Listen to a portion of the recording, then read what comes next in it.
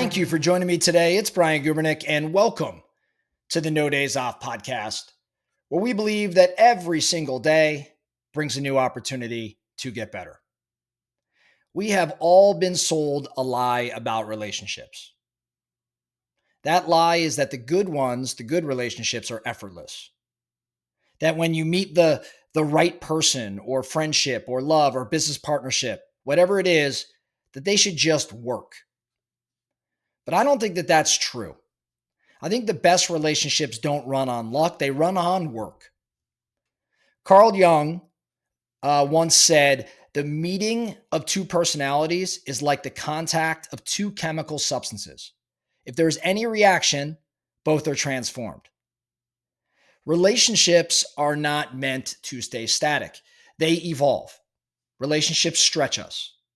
And that likely means they demand something from us, be it attention, generosity, humility, practice.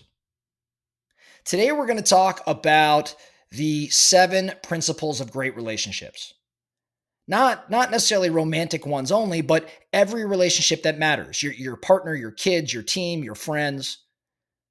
I don't think this is about manipulation or tactics. I think it's about becoming the kind of person who builds great relationships, because great relationships are in fact built. They're not found.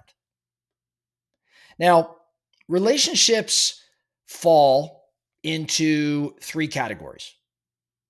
And this is according to Shane Parrish, who's someone I oftentimes read or listen to his blog and his podcast, things like that. I think he does a great job talking around relationships as well as mental models and all sorts of other things.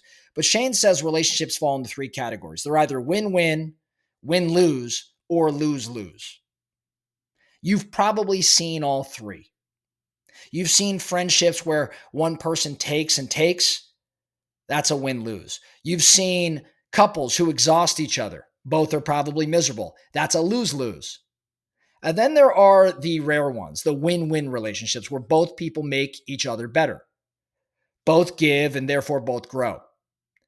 But win-win, of course, isn't automatic. It's built through mutual benefit over time, which means it's about asking yourself, hey, am I giving energy to this relationship or just taking it? Am I adding value to this person's life or silently keeping score? When both sides focus on contribution, not credit, the relationship compounds. Here's the paradox. When you stop keeping score, everybody wins more. So principle number 1 of the 7 is make it win-win. Make the relationship win-win. Principle number 2 is to opt for the most charitable interpretation. Let me explain. When someone does something that frustrates us, our mind starts to write a story, and it writes that story pretty fast. We start saying things like, they're ignoring me, or they don't care, or they did that on purpose. But I'd ask, what if you're wrong? See, strong relationships are built on generosity of interpretation. What do I mean when I say that? When something goes sideways, assume good intent first. Maybe your friend or your partner was distracted. Maybe your partner or friend was stressed. Maybe your employee misunderstood, not ignored your instructions. Psychologists call this positive illusions. And couples who stay together longer consistently choose the most charitable explanation for each other's behavior. Here's why that matters. When you assume malice, you create it. And when you assume goodwill, you tend to nurture it.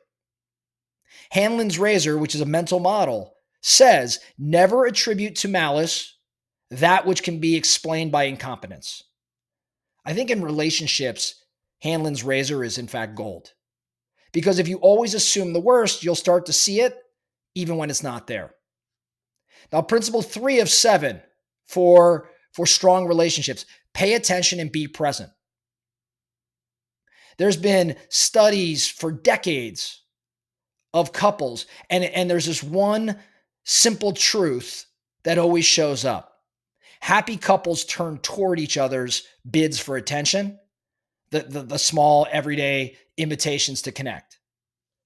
A comment about a long day, a joke, a look, a story you've already heard 10 times over.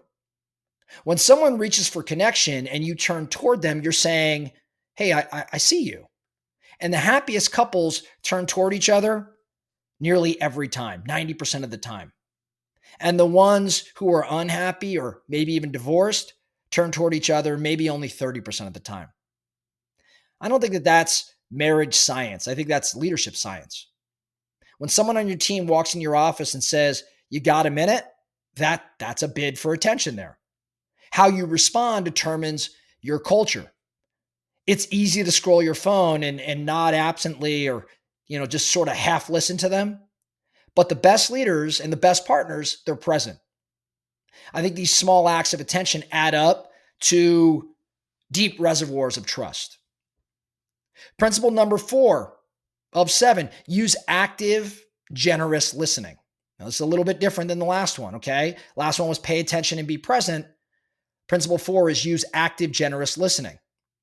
Everyone says, of course, communication is key, but most people think communication means talking better. Well, it doesn't. It means listening better in most cases. Active listening isn't passive. It's intentional, hence why it's active. It means you're not waiting to talk. It means you're working to understand. It means you're not thinking about your next point. You're studying, theirs and listening to theirs. A good conversation should feel like a game of catch. You can't throw more than you catch. It's back and forth. You throw so the other person can catch it easily. And that's how trust grows, through that sort of reciprocity. So when you listen generously, people feel heard. And when people feel heard, they tend to open up. And when they open up, of course, truth is what surfaces. That's where the connection lives. Now, principle 5, stick with me. We have just a few more. You get what you give and what you expect. You get what you give and what you expect. People tend to live up to their expectations. In other words, again, you get what you expect, not what you demand.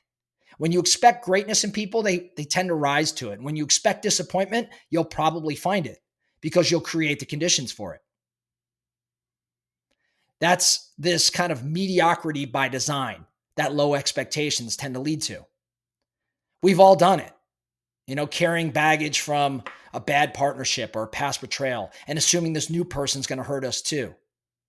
But that sort of suspicion is what will kill connection.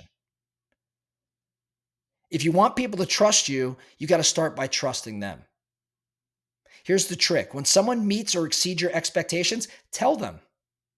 Reinforce what's good because no one thrives in a feedback vacuum.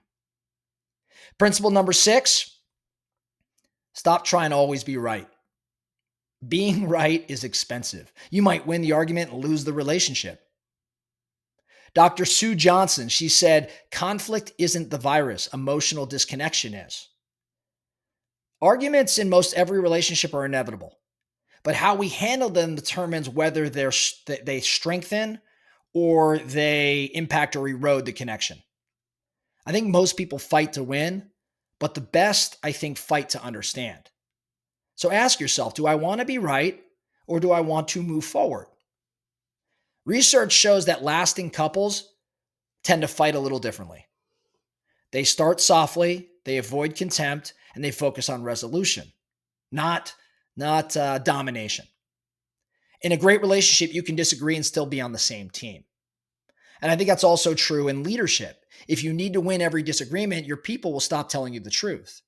And when the truth disappears, growth tends to follow that. So in essence, drop the ego. In other words, trade being right for being real. And now principle number 7 of 7, accept human nature as it is. William James once said the deepest principle in human nature is the craving to be appreciated. Every human that you come across, every human being you meet, your partner, your kid, your employee, they want to know that they matter. And when we stop fighting human nature and start working with it, everything tends to get a little easier. People need affirmation. They need safety. They need to feel seen. It's not a weakness. That's just our hard wiring. It's what research calls attachment. From birth, we are wired to connect and rely on others for safety. Strong relationships honor that need instead of denying it. Here's the most practical application. If you want someone to feel valued, then show it. You know what I mean? Don't assume they know. Tell your partner what you love about them. Tell your people what you appreciate about their effort. Say thank you. Because that appreciation costs nothing and it tends to change everything. So, in closing, relationships, I think, are the multiplier of our lives, of our respective lives. Without them, everything else, wealth, fitness, achievement, these things we talk about, they all multiply by zero. The Harvard study of adult development followed people for 75 years. We've talked about this in previous episodes. And what did it find? It found one consistent truth. The quality of our relationships, not the income, not status, not genetics, the quality of our relationships is the best predictor of happiness and longevity. So if you want to live longer and perform better and feel more fulfilled, stop chasing more stuff and start investing in better connection. And again, remember this, great relationships are not discovered, they are in fact built. They are maintained not by grand gestures, but by these small, consistent acts of attention and humility and generosity. And of course, the work is never done. The work is never done. But when you build these win-win relationships, everything in your life starts compounding in the same direction. And that direction is forward. That's all we have for you today. The No Days Off podcast. Thank you so much for listening. And remember, every single day brings a new opportunity to get better. So let's get after it.